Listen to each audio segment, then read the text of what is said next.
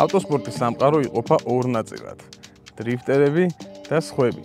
ძირითადად ეს სხვები არიან, ვინც დრიფტერებს ცოტა ამაცერად გვიყურებენ ხოლმე. მიუხედავად იმისა, რომ მე დრიფტით დავიწყე ჩემი სარბოლო კარიერა, ასე ვთქვათ, წრიული რბოლა ძალიან მიყვარს. სწორედ ეს არის RaceX-ის იდეა, რომ გააერთიანოს ეს ორი სამყარო ერთმანეთთან და რაც არანაკლებ მნიშვნელოვანია, მათი მაყურებელი.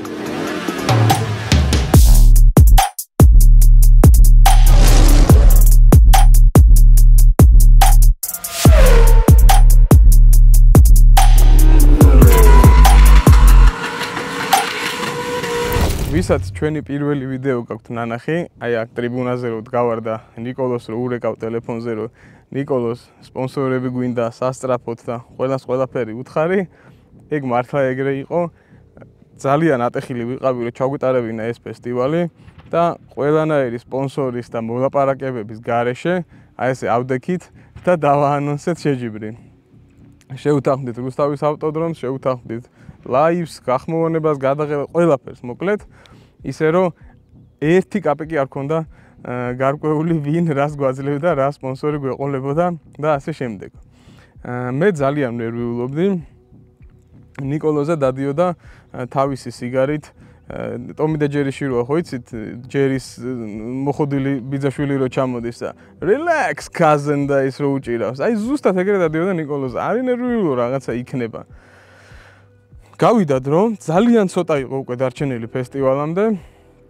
მე უკვე ყურები მაქვს ჩამოყრილი, მგონია რომ ნუ შო დავიღუპეთ და ნიკოლოზა მირეკავს მალტადან პირველ სპონსორი ვიშოვე, არის ნერვიულო, ჩამოვა ყველაფერს მოგიყვებია და ეს სპონსორი იყო სეტანტა, რომელმაც გადაგვარჩინა და გახადა შესაძლებელი რომ გაგვიკეთებინა ეს ყველაფერი. წრიულ რბოლაში მონაწილეობა შეეძლო აბსოლუტურად სულ ყველას. მოყვარული იქნებოდა თუ პროფესიონალი და ნებისმიერი მანქანი. დუგებიანი, ქალაქის მანქანა, წინაწამყვანი, უკანა, 4-ვე არ აქვს მნიშვნელობა. ეს ჩემი აზრით ძალიან კარგი შესაძლებლობა დამწყები მრბოლელებისთვის და დამწყები ავტომოყვარულებისთვის, რომ ერთი და იგივე დღეს, ერთი და იგივე სარბოლო მონაკვეთზე მოხვდნენ ისე დიდ ქართველ პილოტებთან ერთად, როგორიც არის აჩიკო ბიძინაშვილი, სნეიკა, ციხელაშვილი, ქაჯაია და ასე შემდეგ. რაც შეეხება დრიფტს, ჩვენ წინასწარ ავარჩიეთ, რომელსაც ჰქონდა ბევრი ტიტული, გამარჯვება, ხალხს უყვარს, ჩემი მეგობრები არიან, დიდი გამოცდილება აქვს და ასე შემდეგ. მოკლედ 8 კაცი ავარჩიეთ ჩემი შეხედულებით, ვინც დღესდღეობით არის ყველაზე მაგარი დრიფტერი და უნდა ელო ეს შეჯიბრი. ყველაფერი კარგად მიდიოდა, სანამ ყველაფერი უკუღმა არ წავიდა. 3 დღით ადრე გრიგალა მითხრა, რომ თავის ბაევოი 86 ვეღარ ასწრებდა. ნუ ძალიან ცუდი ფაქტი იყო, მაგრამ არაუშავს მე ვიყავი მე-9 კაცი და მეთქი არაუშავს ჩავანაცვლებ ჩემი 5-0 E46. შემდეგ დღეს ხეროდინაშვილმა მითხრა, რომ ისიც ვერ ასწრებდა თავის მანქანას. ნუ ძალიან გული დამწყნა, მაგრამ ვიფიქრე, რომ მეტი რაღა შეიძლება რომ დაემართოთ ამ დრიფტერებს. თუმცა ცოტა ხანში მომივიდა SMS-ი, რომ მევლუდ მელაძე ლილოში განათების ბოდზე რაღაცას აკეთებდა, კალათით იყო ასული. ამ კალათის ოპერატორმა რაღაცა უხერხული მანევრი გააკეთა და მევლუდი კინაღამიქიდან გადმოვარდა, ძალიან უხერხულად იტკინა მუხლი, გაუსივდა, ვეღარ დადიოდა, ვეღარ ხრიდა ფეხს და მევლუდ მელაძეს გამოეთიშა რბოლა.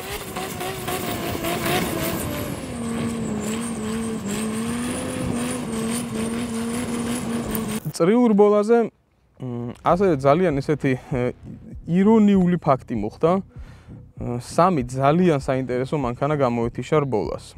ოღონდ ეს 3 მანქანა არ იყო სადღაც გარაჟში აწყობილი და ჩასვაპული და ასე შემდეგ. ეს 3 მანქანა იყო AMG GTS-ი, ახალი Civic Type-R და ძალიან ბოროტი და ჩქარი 340. ფაქტიურად ყველაზე ახალი და საიმედო 3 მანქანა რაც იყო და ძალიან საინტერესო იქნებოდა ისინიც რომ ჩართული იყვნენ ამ ბრძოლაში, ის 3 მანქანა გაფუჭდა. მაგრამ როცა გვეგონა რომ ნუ მეტი რაღა უარესი რაღა შეიძლება მოხდეს, კვირას დილას რომ გავიღვიძეთ, იყო თავსხმა წვიმა, სიცივე, ცუდი ამინდი, უბედურება. ყველა მითხრა რომ ყველას პრობლემა შეექმნა, გადაღებას, ლაივს, გახმოვანებას, ლუდი უნდა ყოფილიყო, ისიც აღარ მოვიდა. აი ვერავინ ვერ წარმოიდგენდა თუ შეიძლება რომ ამინდი გამოსულიყო. მიუხედავად იმისა, რომ დღის მეორე ამინდში უკვე კარგი ამინდი ჰქონდა და რბოლა მშრალზე იყო, დილის ცუდმა ამინდმა ძალიან იმოქმედა მაყურებლების რაოდენობაზე, მაგრამ სამწუხაროდ ამინდი არის ის, რასაც წინასწარ ვერ გათვლი და რაც არ უნდა მოხდეს ვერ შეცვლი. ამიტომ მივიღეთ ის, რაც ჰქონდა და ჩვენი მაქსიმუმი გავაკეთეთ. უკვე როცა გამოვიდა ამინდი, ძალიან მაგარი რბოლები იყო. წრიულის ორივე სუპერფინალი ისეთი მაგარი იყო, რომ აი გიგონება ერთ ამოსუნთქვაში დამთავრდა. გაიმარჯვა აჩიკო ბიძინაშვილმა, სნეიქამ და ციხელაშვილმა დახოცეს ერთმანეთი.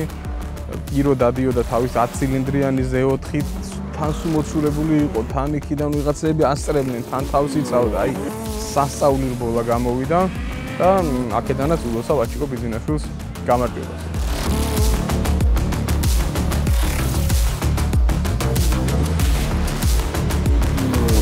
როგორც იცით, ჩემთვის ესები არის ყველაზე განსაკუთრებული მონაკვეთი დრიფტისთვის.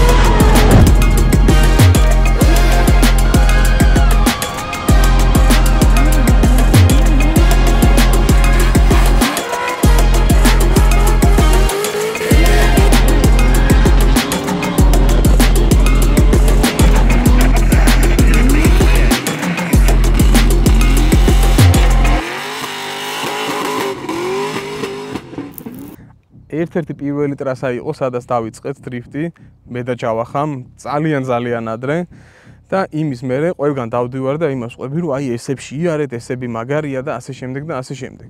ისე ძალიან ესები არავის არ უყვარს, როგორც მე და ჯავახას. დრიფტზე გამარჯვება მოიპოვა გიორგი ჯავახაძე და ძალიან გამიხარდა, მიუხედავად იმისა, რომ აქ უცხო არავინ არ იყო და ყველასთან მეგობრობდა, ყველას წარმატება მიხარია, ჯავახას ნამდვილად ეკუთვნოდა ესებში მოგება და ჯავახ გილოცავ ძალიან მაგრაიარე, ძალიან ბოროტი მანქანა ყავს და ნამდვილად დამსახურებული გამარჯვება იყო ჯავახასი. ესები არის ძალიან განსაკუთრებული, იმიტომ რომ რეალურად რო უყურებ ძალიან პატარა ტრასაა. ფაქტიურად ორი გადაწყობაა და შეიძლება თქვას, რომ რა უნდა ესების გავლას, მაგრამ აქ არის ძალიან ბევრი ნიუანსი, რომელიც უნდა გაითვალისწინოს მძღოლმა. სტარტის მერე არის გასავლელი ქვედა ესი და უნდა გამოიყენო ეს მოსახვევი მაქსიმალურად ეფექტურად უნდა გამოხვიდე, რომ ჩქარა წახვიდე იმისთვის, რომ თქვა წინა მანქანა არ გაგექცეს, ან თუ წინ მიდიხარ, უკანა მანქანას მაქსიმალურად გაექცე და სიჩქარე კონდეს. ძალიან მოკლე მანძილში უნდა მაქსიმალურად აჩქარდე, ძალიან მალე უნდა დააყენო მანქანა დიდ კუთხეზე და ძალიან მალე უნდა გაუხსნა გაზი. თან ეს ყველაფერი ისე უნდა ქნა, რომ ტრიბუნაზე ვინ ძის და გიყურებს, ყველა მიფიქროს, რომ всё, გადავარდა ეს უბედური, მოვკვდა. და შენც მანქანაში უნდა გეგონოს, რომ აუ რა ვქენი, გადავარდი და მოვკვდი, მაგრამ ერთადერთი გამოსავალი აქედან არის, რომ გას მისცე. და უნდა მისცე გას და თან არ გადავარდე და გაიარო. აი ძალიან ბევრი რამე ხდება ესებში ერთად. ჩემი ერთ-ერთი საყვარელი ადგილია და მგონია, რომ ჯავახას გავლები იყო ზუსტად ის, აი ხა რასაც ყვები და რა იდეაც აქ ესებს. კიდევ ერთხელ ძალიან დიდი მადლობა მინდა გადაუხადო სეტანტას, მხარდაჭერისთვის, ვისოლს, საავტომობილო ფედერაციას და ბიჭებს სულ ყველას, ვინც ჩვენ გვერდით იდგნენ, დათუნა არჯევანიძემ, როგორც რბოლის ხელმძღვანელმა ძალიან მაგარი უშეცდომო შეჯიბრი ჩაატარა. ძალიან დიდი მადლობა საჯებს, სულ ყველას, მაყურებელს, რა თქმა უნდა, ვინც მოვიდა, ვინც ლაივში გვიყურებდით და ლაივში ვინც გვიყურებდით, შეამჩნევდით, რომ დავძარით ყინული და გავაკეთეთ გრაფიკები. გავაკეთეთ როგორ? ჩემმა ერთადერთმა და განუმეორებელმა ლაშიკომ გააკეთა ეს ყველაფერი. კიდე ბოლომდე სამწუხაროდ ვერ მოესწრო როგორც გვინდოდა, მაგრამ რაც თავარია, პირველი ნაბიჯი გადადგმულია. მივაგენით იმას, როგორ უნდა გაკეთდეს ეს ყველაფერი და ნელ-ნელა ლაივები უფრო ლამაზი და დახვეწილი იქნება. ლაშიკოს გარეშე არაფერი არ გამოვიდოდა. კიდე ერთხელ ძალიან დიდი მადლობა ჩემო ძმაო. და კიდევ ერთხელ მადლობა თქვენ, ვინც ჩვენთან ხართ, ვინც გვიყურებთ, ვინც გულშემატკივრობთ და ჩვენ დაგიბრუნდებით კიდე საინტერესო შეჯიბრებებით და საინტერესო წამოწყებებით. ასე რომ, მადლობა, დადროებით.